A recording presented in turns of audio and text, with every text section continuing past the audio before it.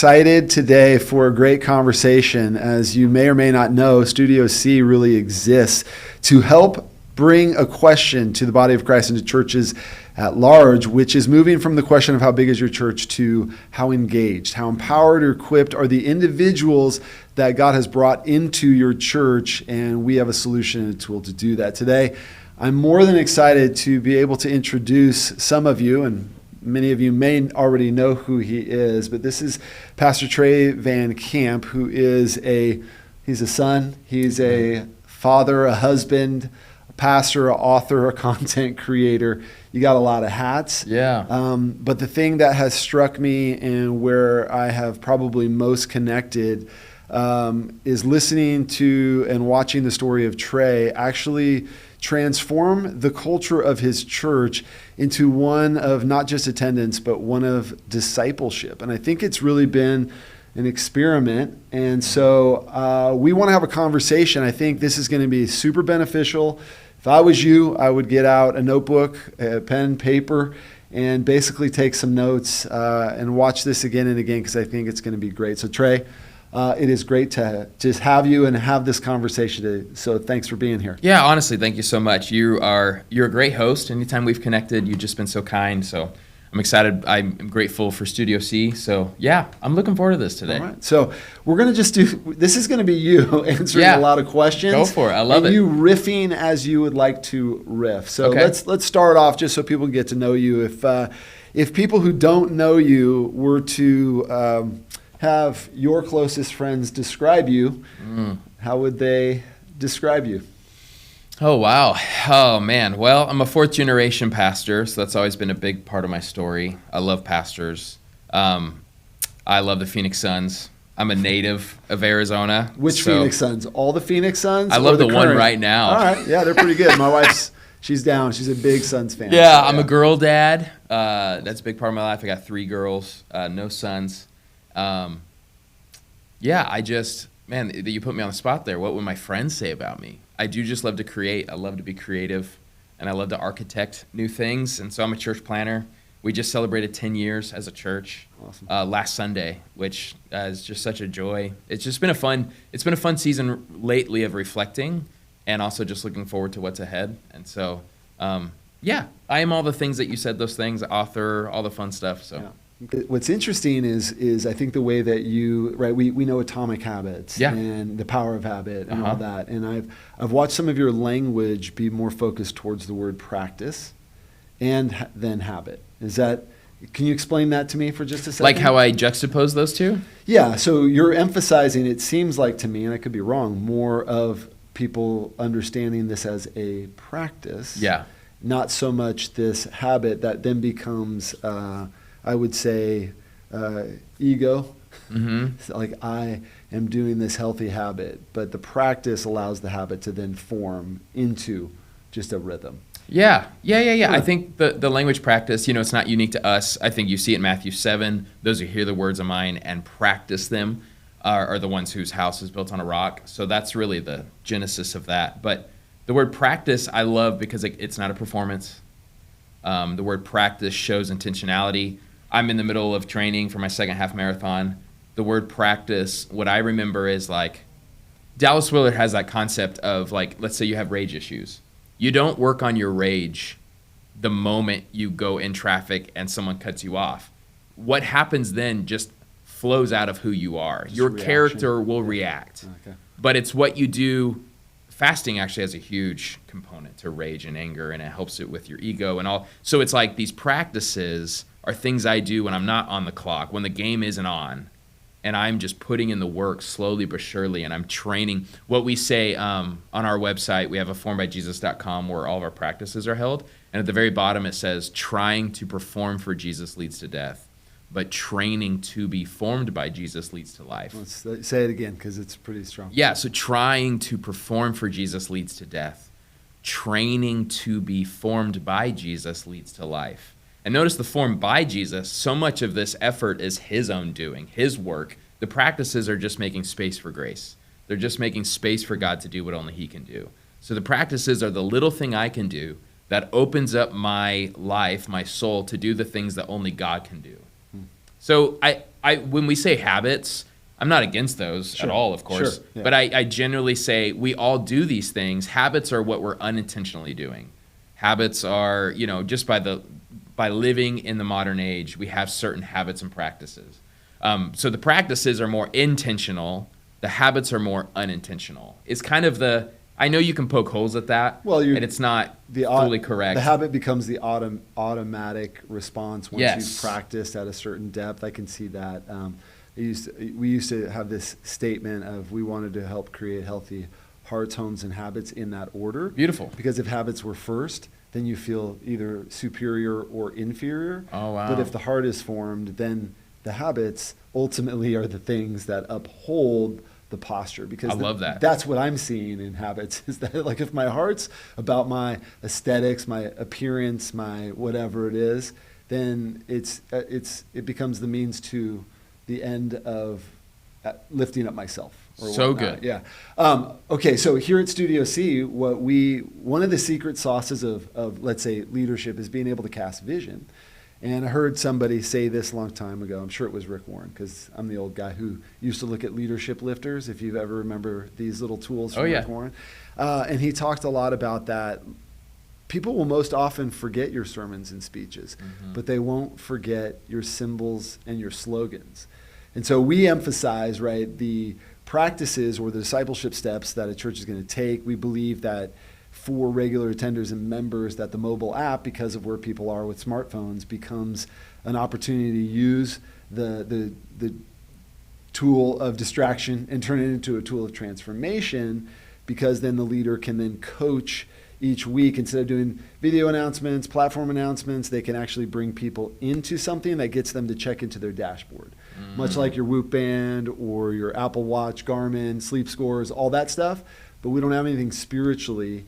Those symbols trigger something. What I would say is it's not rocket science, it's brain science. Okay, that was a long intro to say, how have you, over the last 3 years, you have taken 3 practices to emphasize, and there's a book that people can get, a coffee table book that I think everyone should, every pastor should, because it's got 36 messages on these practices, right? Fasting, prayer, simplicity, peacemaking. It's great, right? So for those of you who look at Willard, John Mark Comer, Trey has put it into a functional Trey for Dummies, series. right? Willard for Dummies. So walk us through this process, this 3-year thing, because this is probably where we need to spend a lot of time. Sure. So take me back. 3 practices each year. Then you built a place where your people could share, a podcast where they could share their stories and more. I want to know all of it. I want to know hospitality, ping pong balls, and dinner with sinners or meals with saints, sinners. strangers, and sinners. I love it all. So can you do that? I know it's going to be lengthy. So I'm happy to. I'm happy to. And how you emphasized it and how you brought it around. And then as of the ending of this last year, you've got some tracking. Right. You've got some analytics on what actually happened. Right. And it that's wasn't really, as encouraging as No, it was good. No, yeah. But it was a start. It was a start. Yeah, I want to say, even though you may be discouraged by it. Yeah, I wasn't even. I love how people were realistic in their responses. And it was like, great. And the other part, when we started this 3 years ago, so kind of a quick big picture moment, I almost left our church in 2022. I got called to go to a large church in California. It was like the American dream, paid off 40 acres. And I was really close to the university I went to help mobilize pastors. Great. Didn't work out. And that's fine. To the glory of God, I think for both churches, it didn't work out. But when I told my church the week before I might be leaving, and I was there the very next Sunday on my 30th birthday. I showed up to church. I was supposed to be in California preaching at that place. Instead, I was home. It was very awkward. So this was a difficult wounding season. There was all sorts of stuff I had to work through. But finally, I just looked at Pastor Caleb, my associate pastor, the one who's architected all of this with me. He's been with me for 8.5 years, which is just incredible, awesome. Out of the 10 of our church. And we said, let's just act like we have a year left. Like, what are we? I was not risking enough. Like, I think John Wimber says faith is spelled R-I-S-K. And so I was like, let's risk. And so that's when we dreamt of, what if we actually mobilized our people? What if we really, because we experienced, me and Caleb, our own inner transformation. Launched my church in 2016, and it was just about Sundays and making attenders. And I would never call it that. I would say it's about making community, Yes. and I love Reaching my Bible. the lost. It was Reaching gonna the be all that, lost. but- It was just about reaching. Yeah. That's it. And I'm grateful for that. And I think that's all I knew at that moment. So I don't look at my past with shame or condemnation on that. But it burnt me out quickly. And so I had to have some handlebars. Like, I'm only 2-3 years in. This is usually when church planners quit. I'm not a quitter. I need to get healthy. So that's when I started reaching a bunch of different resources. And what are the stats? 90% fail? At least. Church- Yeah. I church think plans, that's something like it's a that? fair Oh, sorry. summary. All right. Like, when I think about, that's about the number of when the group who launched with me in the Valley, 10% of us are left, for sure. 10 years, from the last 10 years. So speed all that up. Me and Caleb saw our own inner transformation. And I think that's really important. I'm noticing pastors are wanting to package this for their church. And I would say, if you haven't done the deep work yourself, it's not, I believe in like that holy impartation. Like, you could only give people what you've received. Yeah. You could only take people through the wilderness if you've literally been through the wilderness, like Moses, right? Yeah. So we say, okay, let's say we have a year left. So then we thought, let's do a 3-year journey. But if it quits in a year, if nobody comes anymore, all that to say, we had to, 7 years into our church, almost relaunch everything, because this was post-COVID, all of that stuff. Me leaving and then coming back, so we lost people with that. I mean, we had like 60 people now. Okay. So I was so defeated. We're 7 years in. I have 60 people after all of this work. But let's just do what we want. So we thought through, okay, we're reforming our journey of discipleship by just 6 words: formed by Jesus, together for others. 3 concepts. So from there we said, what are 3 practices that zig where this culture zags? So I'm talking Phoenix, Arizona. I'm talking Southeast Valley. I'm not thinking, what does Portland need to do? I'm thinking, what does our church and our cultural moment? Yeah. Now, I know social media flattens that, where a lot of us have the same type of people now, but I still think there are certain idols, certain presuppositions in each area. So when we say we have 9, we're not telling other people to do those 9, right? So we thought, okay, formed by Jesus. So very much more vertical in alignment. What would help support our church grow into the image of Jesus? And looking at our own life, it was like Sabbath, Scripture, and simplicity. Yeah. So that was our focus for that first year. Then how do we do together? We packaged it as how to make friends and love other people. We did hospitality, peacemaking, and generosity, which a lot of people don't think about, how generosity is so much of a together practice. So that was really cool to break that paradigm. And then the 4 others section we just finished, it was fasting, praying, and witnessing. So it was I think it was an important journey to start with Sabbath and move all the way towards witness. But I say all that to say, our church has grown. So like, we have like 250 people now who call our church home. So when we launched with 60 on the Sabbath practice, so almost everybody hasn't done the Sabbath practice yet. But what's fascinating is they're waiting for us to go through it as a church. Yeah. I'm like, just read the book, go to the podcast, but they are realizing it actually settles, it becomes a part of your character when you do it in community over a slow amount of, it's not reading the book in a day. That's not how you learn golf. It's not how it's not just reading it and now I'm good. It's the slow repetition. And this is, when you look at this, the depth, the deeper part of this, right? Like some have said, right? You want to grow deep and not just wide. Yeah. But it doesn't necessarily, it's not like this massive attractional model. No. Not that there's anything wrong with putting a big Ferris wheel and then everybody coming in and then having a very hypey message. This is a deeper message. Right. And this is about those. So part of this is like, how do you market to people who actually want to walk in the way of Jesus, right? So, and there's a lot of language out there right now that, not just Christians, but followers of Jesus. I'm not here to go into all of that, but the thing is, what did you notice? Was it people inviting people? Sorry. No, I love that. So I still have that. So I have a whole, like, I help train pastors, and I say like the 3 hats primarily that I wear is I'm a Sunday director, a spiritual director, and a staff director. And I think all 3 are really important. Yeah. And I think kind of like the formation movement might demonize the Sunday piece or running staff. It's like, oh, it's just organic. Like, no, like there still needs to be 90-day goals. And there's like, I think there's a mixture of all those things. So for the Sunday director piece, that is like, how do we market better? How do we position this to where, because we still have to remember there's carnal people out there who need some sort of hook to bring them in. Yeah. But at the same time, like I'm reading Jeremiah in my quiet time right now, which, that's a lot. That's heavy. It is a lot. But it's so much about the remnant. And it's like, I would rather have a church of 100 people who are actually actively being trained into the way of Jesus than 1,000 people who are just attending. 10 times out of 10, always. I'm not worried about, like in the long game, those 100 they will make a difference, and they will impact generationally. Even if they didn't reach out, their kids will be blessed as a result, and their kids, right? So that was, first of all, we are unapologetic. I actually praise God. We have churches in our community that I think are doing a great job bringing non-believers in. And I'm realizing more and more in the ecosystem of where I'm at, they're better at that than me. And I'm just like, okay with that, There's holes in that, but that's just kind of where I'm at right now. But our marketing got better in 2024. So 2023, we said Sabbath, just to give like the roadmap, the blueprint. Yep. You kind of nailed it a little bit. But so we did Sabbath in February, which was when we launched back into a school. So it was like we started over. And I was like, man, rather than having a sermon that says take the hill, I think all of us, we just need to take a nap. Like we need to make sure we're back to being portable. We're going to do a lot of things. We need to operate from a place of rest.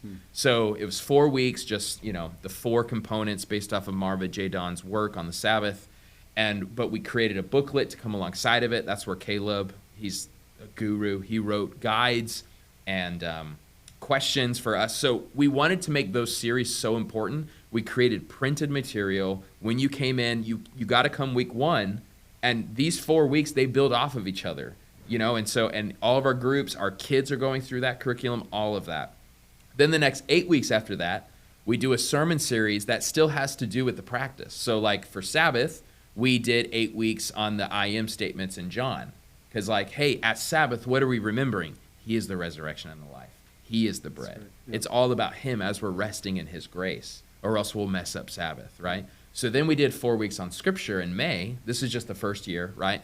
And then we're like, okay, what's a good series, a study we can do to help reinforce the importance of what we taught them about Scripture? Let's study Revelation, which was difficult, but it's like, hey, let's use we need the Bible to interpret the Bible. It was just a great opportunity to put that into focus. So those are just a couple examples. So and you used a tangible booklet to give into their hands. Yes. Not necessarily digitizing any of it. Was that right? Are you trying to stick with some digital Sabbathing? So that was simplicity practice in the fall of that year. That is the rub I'm trying to figure out. Mm-hmm. So I love the heartbeat of Studio C, and I'm fully, when you first reached out to me 2 years ago, I was like, I want to get our people off the phone. Right. What do you mean putting them back in? Sure. But I'm more realistic of going, they're not getting rid of their phone. Right. So how do we redeem the phone? That's it. We have to redeem the space and basically turn that tool of distraction into, because when I first brought this concept into the church environment, it was like everyone had to watch Social Dilemma, which I had too, and I have kids. Yeah. And so you're like, well, if we don't use this, right? Like same thing in gym. Mm-hmm. Right? We go to a gym and there's lots of distractions there. So does that mean we just good point? Do we just eject ourselves from everything? Yeah. Well, the part that people I think are really wanting from us is, well, how do I navigate this? Yes. And then we do need some times when we just set it down. Yeah. Right? And funny enough, I was just having a conversation. My son, he's 17, and he came to me in the morning. I'm working out or whatnot. He's like, "Hey, Dad, I need to talk to you. I just am feeling a little bit disconnected from the Lord or whatnot." And so I said, "Well, all right, let's not overcomplicate this. Let me just take a look at your phone usage. Yeah, habit audit. All right, now let's go ahead and set it down. And it's going to be hard. And I'm not demonizing it, but I am also not understating. You're the product. Yeah. And the advertisers they're the actual customer, and so they are doing an overtime job. So we should be doing one as well. Right. So all of those things that you have created, we now want to serve those in a way that in that environment can remind. Otherwise, I think Amazon and Meta are going to remind. Right. And they they do a pretty good job with those algorithms. Yeah. And so one way that we marked progress, so that was one of your questions. That's why I love what you guys are doing. There's a couple ways we've tried to do that. So in those next 8 weeks, because the first 4 weeks, this is version A, right? So we're actually doing a new version now for the next 3 to 5 years. But this first version we did, 4 weeks, pure teaching, one practice for the week, right? Try this one thing in community, try all of that. So that worked well.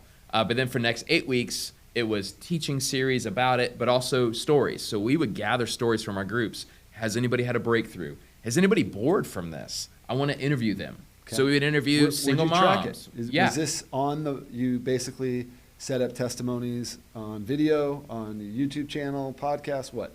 Yeah, so what's helpful is that, especially when we started with smaller church, so the way we would hear about a story is just ask our group leaders. Has anybody said anything? Great, let me talk to them. And I'd say, hey, I'd love for you. And we give them 5 questions. We're going to ask you these 5 questions. We found like the normal person who's not used to a microphone, they need some sort of context. Where is the story going? Yeah. So we give them the 5 questions, think that through, then come to my house because I have a studio kind of like this, and I just interview them. And I don't put a time limit on it. Sometimes they're 20 minutes. Sometimes the longest one was an hour and a half, and just talking to people. And what we've had to like release is like they sometimes say wrong things, and they sometimes are clunky, and we want to celebrate that, like, we're just making progress. Sometimes I go, well, here's what this actually means. And maybe that's a little wrong, but that's okay. We're all a work in progress or whatever. So if you want to get your people practicing, then you have to honor progress over perfection. We've all heard that statement, but you have to really lean into it. You got to embrace it. Yeah. And so if you could set yourself up as a coach who's going to give insight from the outside and actually watch, and you have to give time for these people to begin to metabolize something. Exactly. Which what I've heard is it's strange. I'm not saying everywhere, but I have heard some people that have been in church for a long time. They have overheard messages that are crippling to their soul because they feel so much guilt and shame. And some of this isn't because of the preaching. It's just because of how they view and see God as a taskmaster or whatnot. But sometimes each weekend, if I'm honest, and this is from my experience, like us giving 30 to 40 minutes without a long tail plan of 3 years of what we're doing. Basically, you change subjects on me every week, and I don't know, and I'm overwhelmed by it. So I'm still trying to do last week's thing. Right. So some people have said, my life changed when I stopped going to church. Now, I get it. I get what they're saying. I think we all get nervous about holding space for it, but I get it because we don't have any continuity. Well, we may say, no, we've got a theme. No, what I find intriguing about what you guys have done is, no, we're going to put the emphasis towards the practice. The emphasis is to becoming like Jesus, the fruit of the Spirit. Like everybody says that, but we both know that is not what's being delivered on. Go back to what you said you had read about from Eugene Peterson, 3 types of churches: romantic, Crusader, and consumer. Crusader, and I'm totally looking at that through the lens of my own city. I see the Crusader model growing, as we are taking on. It's growing lately, totally. Yes. So we've got to become kingdom of God. If we don't give them a greater focus, you just give in a consumer or crusader, essentially. Yes, and the volatility, polarization works online. Oh, yeah. The more you get, angry about something, you're going to have people who are like, wait a minute, but you're going to have a whole trove of people. That's what we've all watched and observed. Yep. So what we need is to not leverage that. What we need is to come back to the text and come back to the one who is the king above all kings. So that we stay. But we need environments, that we can honor it. We need local, I'm not called to pastor the internet. I'm not called to pastor the globe. And so that's another part of it. Our vision of the church is so localized. It's so when people say, well, what about this practice? I'm like, we're just not there right now. This is just who we need. G.K. Chesterton, he has this quote that says, the saints who change history are the ones who contradict it the most. And so that's why when we picked the 9, it was so contradictory. We picked Sabbath because we're in such a hustle culture, right? We picked Scripture because we're just consuming without even knowing all of this social media and all of that. Simplicity. Well, We lost people during the simplicity practice, like big time, because we were like, hey, maybe don't buy so many things. This is literally, I live in Scottsdale. Yeah. And I am literally, in the next 3 months, is simplicity. So the Abundance of Simplicity I just finished. Oh, I love that book. Jan Johnson's book? Yeah. And so good. It definitely is all up in your kitchen because, it's like, basically starting to set a framework. But it is, I'll be 30 days, which for those who know me might be shocked that I won't make any purchase outside of like a meal or some groceries. Yeah. And it just is a part of how, as I look at it, in all honesty, of how I have dealt with some unsettling like anxiety, tension, growing up in an environment that was, I would say it was transitioning. There was instability. So your body gets injected with cortisol and adrenaline. And then you don't realize how you start to deal with certain things. And that's the whole point. Yes. I don't even feel condemnation. I would tell you this, or if my wife was sitting here, I've never gotten to the point where I've hurt us. I'm not a gambling addiction. Not that if somebody had a gambling addiction, we don't need to solve that too. But the point is that I have. It's been easy to do it, and I think more people are dealing with, I would say, retail therapy. Than especially in this community. But they're also hearing message about, like you say, hustle culture, or rise and grind. And it's like, someone said, which I thought is insightful, right? Take two rocks and you grind them together. They erode. But we don't even stop to think about it. We're just like, no, rest. Right? Yeah. So you're calling people to the beauty of the thing that will bring life to their soul. Yeah. And some people are not, and I'm not. Yeah, and I think it's okay. It's very important to be okay. I think it's so tempting to not do this as a pastor. I've talked to pastors and they're like, I love the idea, I just can't. Like, so let's say the hardest practice was generosity, because that was on paper. I can actually say if people did it or not. Okay. I can say, okay, here's what we're averaging at monthly giving. And now I'm going to preach on generosity for 4 weeks in a row. And if our monthly giving is the same or less, it's like, I quit my job. I can't do this, And so I think it's having that humility. Paul in Ephesians 4 has been a huge vision of what we're trying to build. Like, it's like equipping the saints for the work of ministry, right? Jesus is the head, every ligament growing together. But I love his first line. He says, I urge you to walk worthy of the calling. That word urge is parakalos, which actually means I'm inviting you. Like, I'm passionate about this. I desire this for you, but I'm not demanding it. This isn't a command. I'm just asking, will you join me? Will you walk worthy? It's invitational. So you are not, this is not a requirement. You're creating a culture, a discipleship culture built on invitation and challenge, which sounds like Jesus, by the way. Yeah, the two primary, like if you were to define the staff of our church, we are intentional and invitational. So very intentional will give you like, here's what the next roadmap looks like. Here's, if you want to join in, there's something to do, but also it's all invitational. So like even on Sunday I said, when it comes to immorality, sometimes we have to be bold and go, no, like, hey, don't murder, know? Right. But when it comes to immaturity, it's a lot more open hands. It's a lot more invitational. I can't force you to do any of this. Do you see in the New Testament, I think that there's a lot of a lack of clarity on that word right there, maturity. Yeah. But it does seem to come up. Like the goal seems to be wholeness. Even the word salvation seems to have this integrated, whole life discipleship piece to it. And that may be a good start for some people as they're starting to think about, like, we want to build a discipleship culture, is being able to assess and understand the concept of whole life. Right. Meaning, you guys, now we're going to jump over to hospitality for just a second. Good. Okay, so basically meals. So I'm sure we both read the similar book or the same book on eating your way through Luke's gospel, or a bunch of other really great books. And I heard the story from a book called Our Father Abraham about when the Second Temple was destroyed, that the rabbis, there's no temple to worship. So for modern day people, there's no church. And they said, listen, the home is higher than the synagogue. Make your table an altar. Teach your children Torah and a trade. And for whatever reason, I was like, dang, your table, and the responsibility of parents, because as you know, like sometimes they abdicate in the church world, teach my kids the Bible. Right. But we have a table, a piece of furniture that is sacred that could be an altar. And so over time, I'm going to credit my wife for this. We have prized the table. And so you brought the table right into the middle of the church and said, all right, we're going to track, and then we're going to tell stories about having meals with sinners, saints, and strangers. Trey, where did you come up with this? And I know you're going to be like the Bible.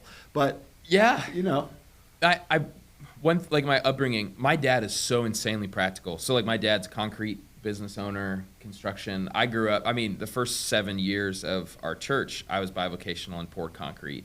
So like I still have that just like, okay, but what does this mean for the everyday man? Like I don't want to get too high up in the clouds. Sounds like you're still pouring concrete just spiritually. Yeah, exactly. Yeah, come on. Well, hopefully soon. We bought property lately, so hopefully we're pouring some actual concrete. Awesome.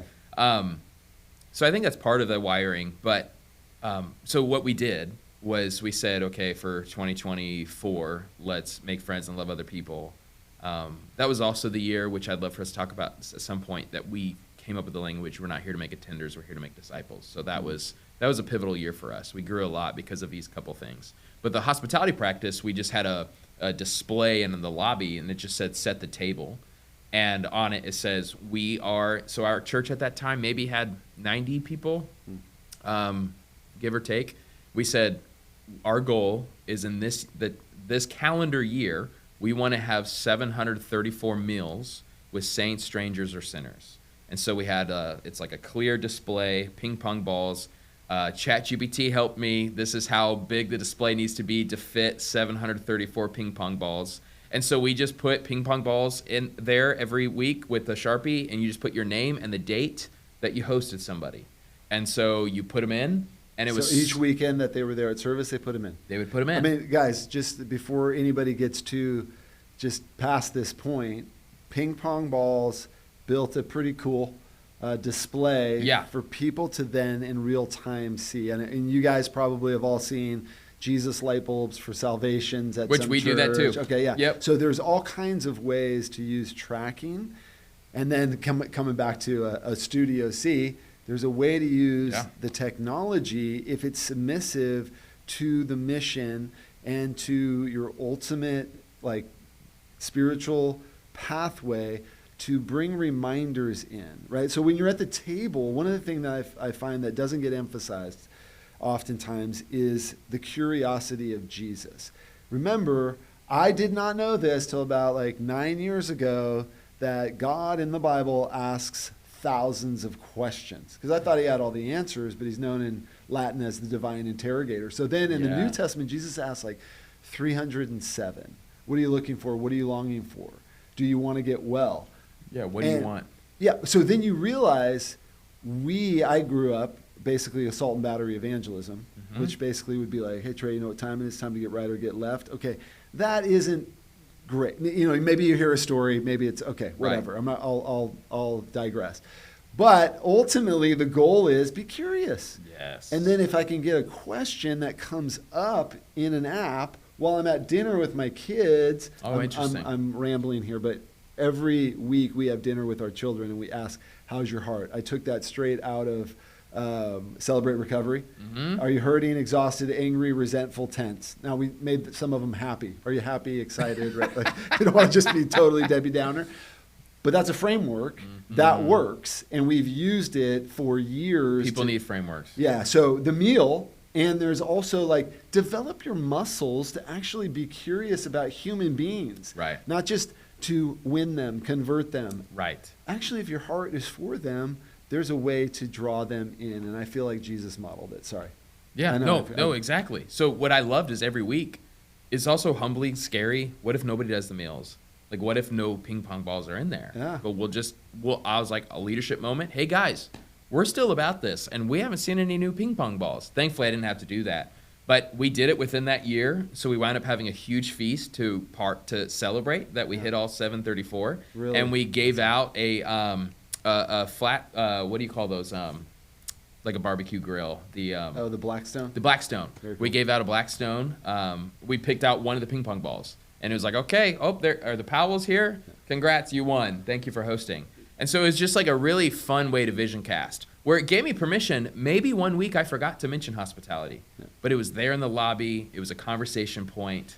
It actually empowered our people to do the thing. Okay, so the symbol, I would say, is a table.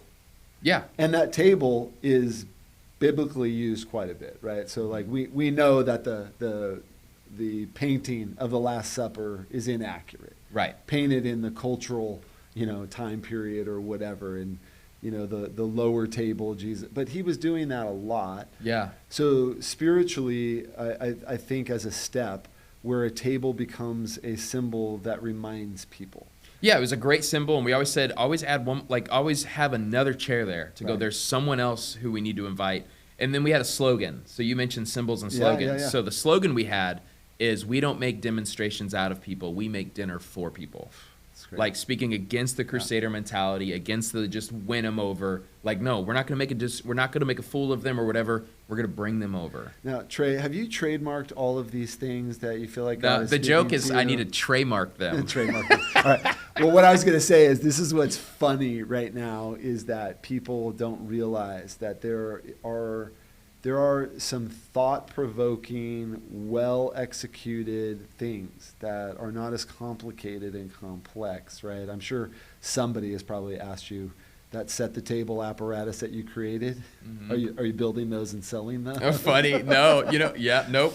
Okay, Nope. Yeah, but you have the plan still? You're right. What's hilarious is actually, as our worship director, it was at her wedding. She had it was a display for a seating chart. And I said, can I take that from you after and just repackage it into a display? And she's like, of course. So I don't even know how they built it. I just reused it. So innovative. And I'll say this, you can do this digitally as well. Yeah. Giving people the opportunity. But I would still, we spend our time training churches to develop an engagement ecosystem. And what we mean by that is, in your lobby, you're sending about 9,000 messages.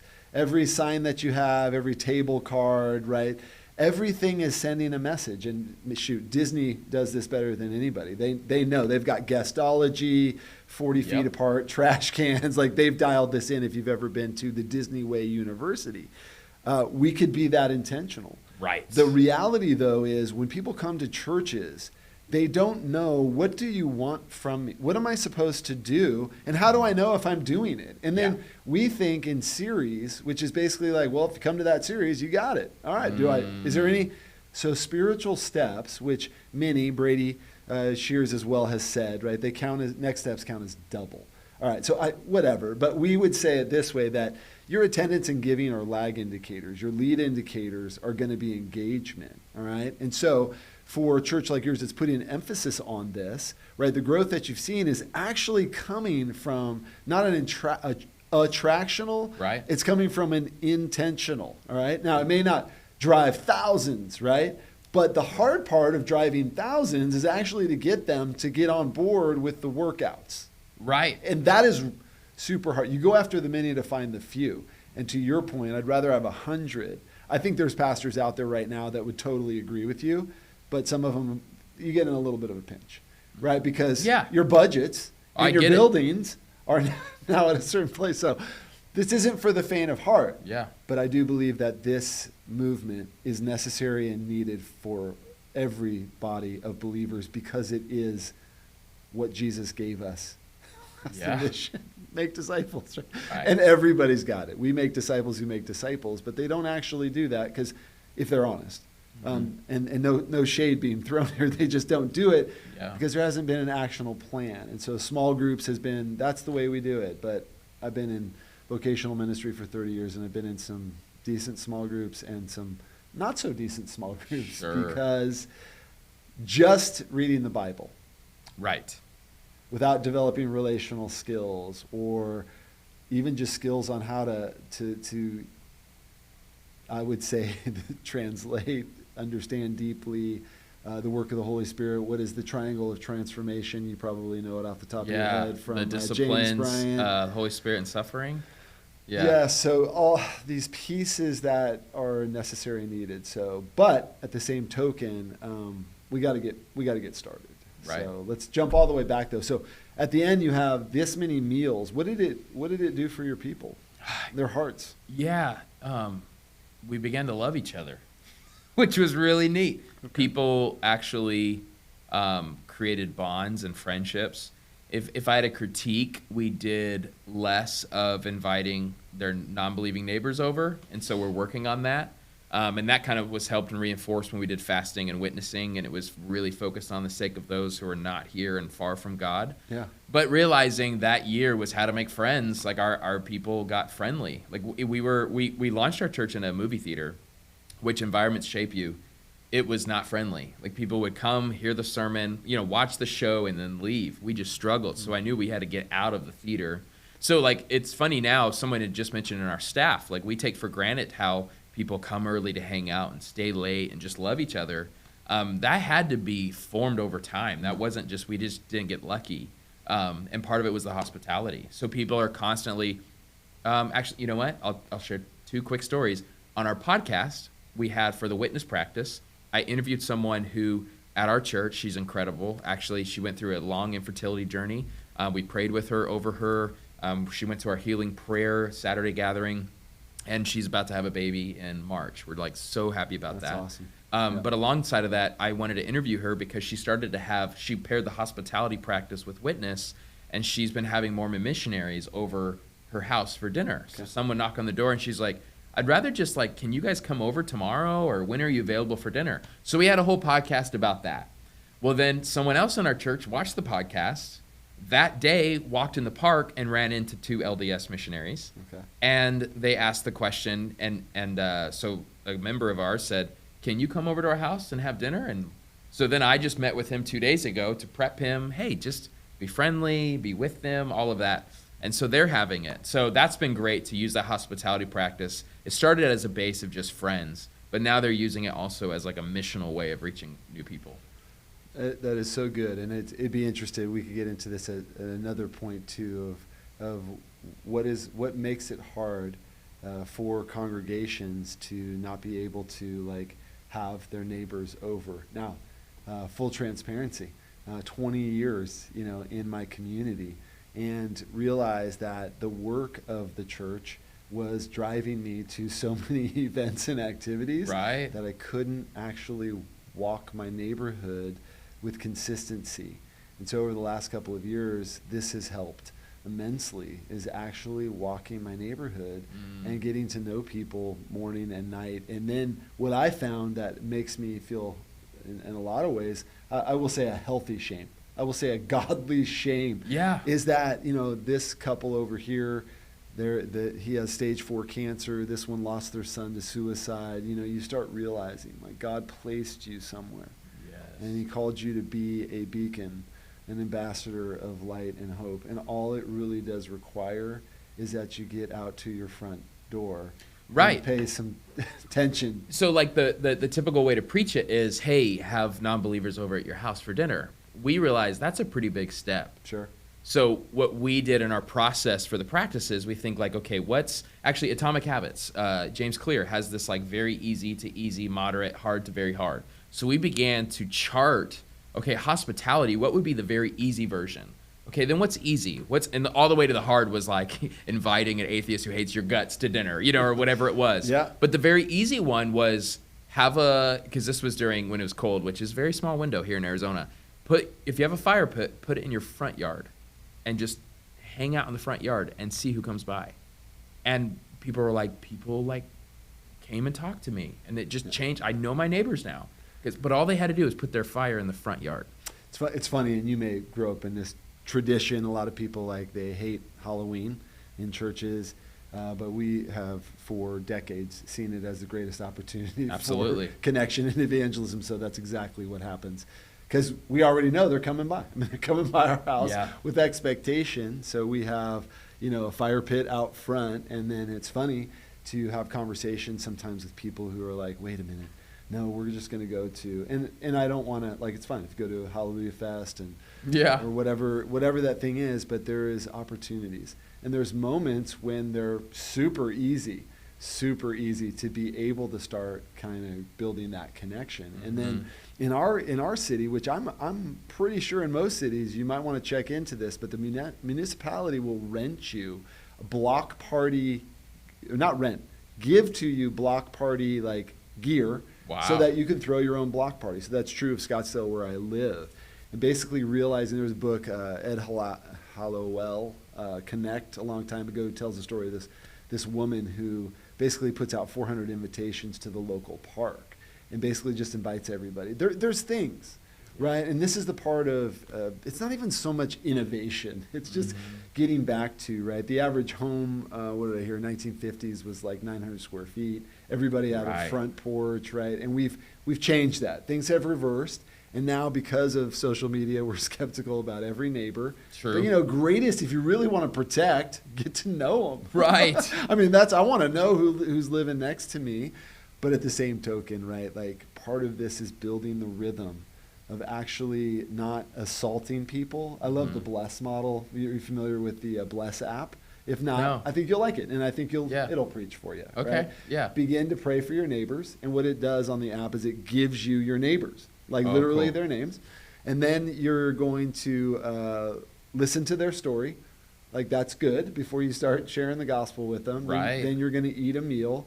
Then you're going to share your story, and then, serve them, and then share your story. Bless. All right. So, Love it. Yeah, easy. And then that's part of what the technology does. It reminds you every day, go pray for these 5 neighbors. And pretty much it's using sophisticated, here's good reason for technology. It gives you a sophisticated kind of a geo fence around those people. And now I'm actually praying for them.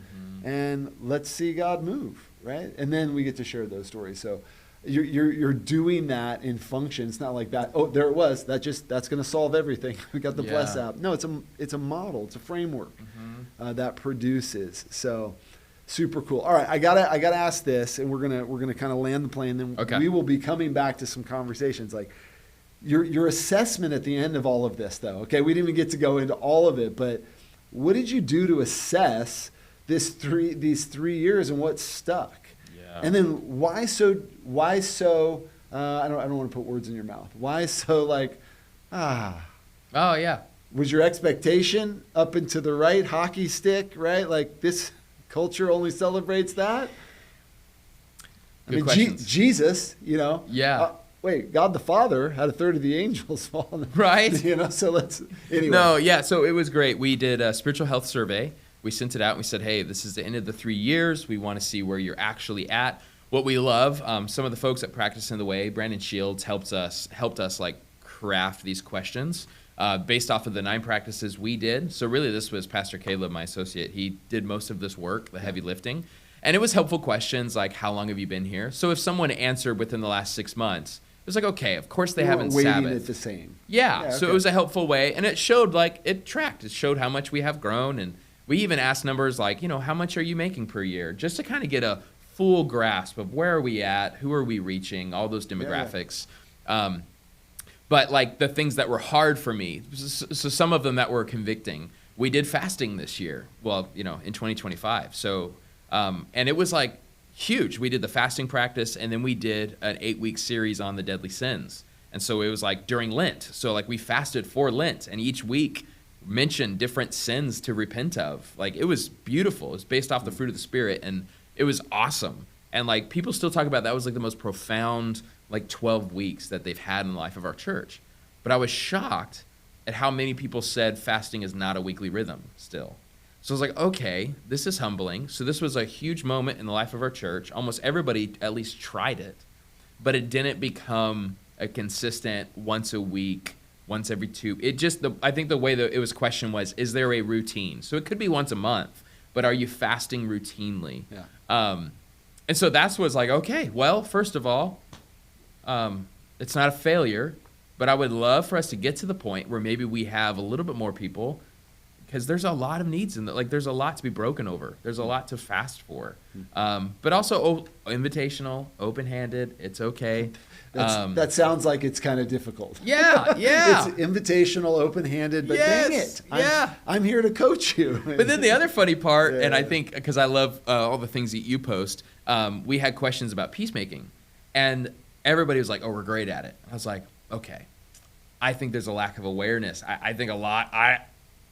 You just avoid conflict probably, so then you think you're good at peace. So some of it just brought some of my skepticism going, no, we need to do another peacemaking practice and really get to the depths of these problems. And the practice of peacemaking, because I think some people might not fully grasp it, it feels like this is dealing with your childhood wound, trauma, but not living in not being stuck in the story, but dealing with the stronghold, and additionally, like, so I don't know if the genogram came up. We did. We went through that. Yes. And it could be heavy. Yeah. And what I've found, I'm sure as you have, is like this is the place where most of I would say most people definitely are just stuck in. And so we've moved. When I started in the church, we didn't have any problems. We just needed faith in God. Okay. Right. Then we've moved to a lot of therapy. Like, so some could say, well, we're over therapized. I don't know. I think at the end of the day, though, like, right, I am a product of my past. Yeah. I just don't have to be a prisoner to it. Amen. But that doesn't mean that is an overnight situation. Right. Right. So when people experience abuse, I've sat, with hundreds of people that have experienced, whether it's verbal, sexual abuse, and what's crazy is you can sit with somebody who's been through the most just horrific things, and they're like crushing life. Right. And some people that just like a little fly landed on their shoulder. So it isn't so much like what it is. It's what you make it mean. And ultimately then, but peacemaking, is that practice, or is there more to it? Yeah, no, that really is that practice. So we're actually going to be, because we're starting in these next 5 years, we're doing peacemaking this fall. So it's going to be another focus. So what we kind of did was focus a lot on genogram and a lot on the past. But we're also going, okay, but how do you deal with present day conflict? How do you actually struggle with resentment, probably more than you know. We shouldn't live in bitterness. So we're taking the next phase is like deeper into those things while still also visiting what we've already addressed in the past. So the two like flags that raised up for us in that survey is the ones, if everybody said was a 10, we were skeptical. Like 1 out of 10, no, we're killing it. Are we killing it? But then the other ones, it was a 1 out of 10. The ones who were like, we don't do those at all. So those were the two. The mid ones, I'm like, okay, that makes sense. So it was helpful. It was really more of a conversation starter. I really liked that the survey created people to think like, oh, okay. The beautiful thing is people came to me and said, I am growing. I didn't realize, but I've been doing these little steps. Thank you for that, because I'm able to look back and just praise God for his grace that I'm being formed by him. This may be encouraging to you, it may not be, but some say the lowest form of assessment is self-assessment. And the reason why is because oftentimes people can't see it. Right. So in truth, what you did is ask them, but truthfully, there could be others, their family, that maybe there was a lot more transformation than you could account for. True. But either way, right, like the results may not have given you the most, like, man, I was wanting to see, 9,000, whatever it is. But because I'm quite sure you're not disappointed that you did it. Oh, not at all. But at the same time, sitting in the reality of like, what did this? There's still so much more to do. So much, which more is a to beautiful do. thing. Yeah, but beautiful invitation. Yeah, and what's crazy is like I think the way that you guys say it is you talk about moments and marathons. Yeah, is that right? Okay. I love it. Yep. And that's true, right? So I am so grateful to be 50. By the way, I'm telling you, because at this stage of my life, as I look back, right, like we've navigated some just like craziness, but you hit 50, and there is this kind of sense of like, all right, this is the time where discernment and wisdom. Yeah. And you spend 20s and 30s. It's not exactly the same for everybody. I will say that you have quite a bit more maturity for your, how old are you? 33, yeah. Yeah, and that's probably come because you've put a lot of voices, mentors, that could be books and others in your life, right? And launching a church at 23 makes you go, I got a lot to learn real fast. Yeah, so you decided to go through your trial by fire early. Yeah. And just let every bit of your, your identity and security just be wrestled. Exposed, right. But as you look back on who you are, or you look at you and your wife, that you're still standing. Praise God for all of it. And that you haven't necessarily become jaded or cynical. Yeah. I think that, though, we also do want to have wisdom. Mm-hmm. And we want to have wisdom. And I think, as we start to make application, you said it a little while ago, just about like, hey, I deal with this conversation sometimes with churches about Studio C, and just as far as technology, trying to get people off the phone. And yeah. we agree with that. But because they're already on it, we've got to invade it. We've got to utilize it. Good. And then when we're going to do that, what we focus on is what's called the engagement wheel. You've got to build that, and then you've got to clarify it. And clarity is kindness. Yes. And if it's not on display visually, if it's not in front of people, they won't remember it. So we're relying heavily on preaching. And most churches, when it comes to communication, right? So if you've ever, you probably know these names, others may not, like, .com Secrets and Russell Brunson. This is like, online marketing. He's the leader, or the tons of other digital marketing voices. The funny thing is they're working overtime to sell widgets. Right. And we are the ones who believe that this gospel is transformative at a level. And so when it comes to, like, if Donald Miller's story brand marketing, and I think there's some learning that we could do. And I believe that whoever runs communication, if they understand the heart of a shepherd, if they understand pastoring people, if they start to understand the uniqueness of people's journeys, their story, where they're at, they can use the communications of website, email, SMS, mobile app to actually coach.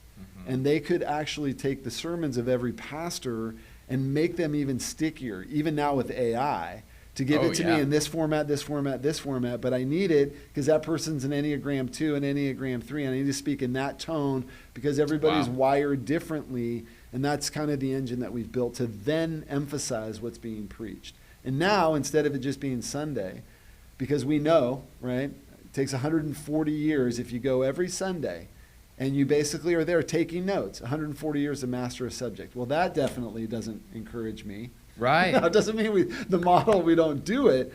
We need more touches in smaller segments each and every Monday through Friday to do that. What's that stat? I totally get to botch the numbers, but it's essentially like 95% of pastors are abstract thinkers, but like 90% of the world are concrete. And so I think that's like the rub, where it's like you're saying, here's a concrete solution where people can actually see their progress. But pastors think in the abstract. We don't need to see it like that, but we need to lead because all people think like that. And so we need to create those avenues. And what I have noticed too is, like, the spiritual formation or discipleship crew is often a little bit more abstract in how they lead others. Totally. And and it's like, can we wed these things together? Yeah, the funny thing is, and I think there's a heart here. You'll have to help out on this. Like, formation conferences are sort of getting they're getting their own sort of uniqueness. But for the most part, formation conferences, usually it's going to be people that they want depth, they want authenticity. So marketing sounds like a curse word, or it sounds evil. Right. But it really isn't. It's just like you want to get your message and convey it correctly. So how to hold the balance of how you market a formation conference. I think John Mark Comer has done a good job of repackaging everything of Dallas Willard's. Right. Marketing it. Yeah, for right? sure. I mean, he's unashamed of saying, like, ruthless elimination of hurry is a quote from Willard. Is a quote from Willard, right? And so he's modernized Willard. Brilliant. Okay? And I think in some ways you represent, I don't know, like, who are all the like voices. I actually, of influence? Yeah, I see some though, but I see a little bit of, I don't know if you've ever read Leadership Lifters from Rick Warren. No, I haven't. Oh man, you'd probably have fun with it. But Rick was the first person to just be he was a nerd. He was a research nerd, and he took all of that and I think articulated an incredible framework. Right. It's taken flack, but let's be honest, Purpose-Driven Church has definitely impacted and influenced a ton of people. Yeah. But there's still room. Like there's still room to take the wisdom Right. and bring it together and cultivate it. So, and that's what we're after. Trey, because of our time, we're going to need to do this again. So Okay. you're going to have to promise me that. Thank you. Thank you for what you're doing. People can find you at TreyVancamp.com. They can Yep. find you at PassionCreek.church. Yes. They can find you at Ourdirectors.com. Ourdirectors.com. And actually, I saw that you have a tool called, what is it? The Anxious. So I wrote the book, The Non-Anxious Pastor. But so are you talking about the Non-Anxious Week? The nonanxiousweek.com. I Yeah. saw also went Yeah. to a tool. So Nice. a lot of great stuff that you have worked on to create in the middle of all of this. I appreciate it. I actually honor it, and I'm grateful for your voice.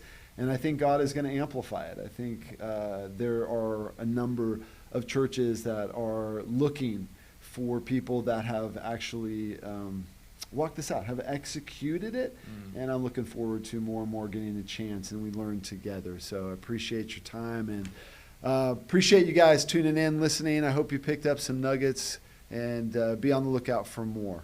Thanks for joining us.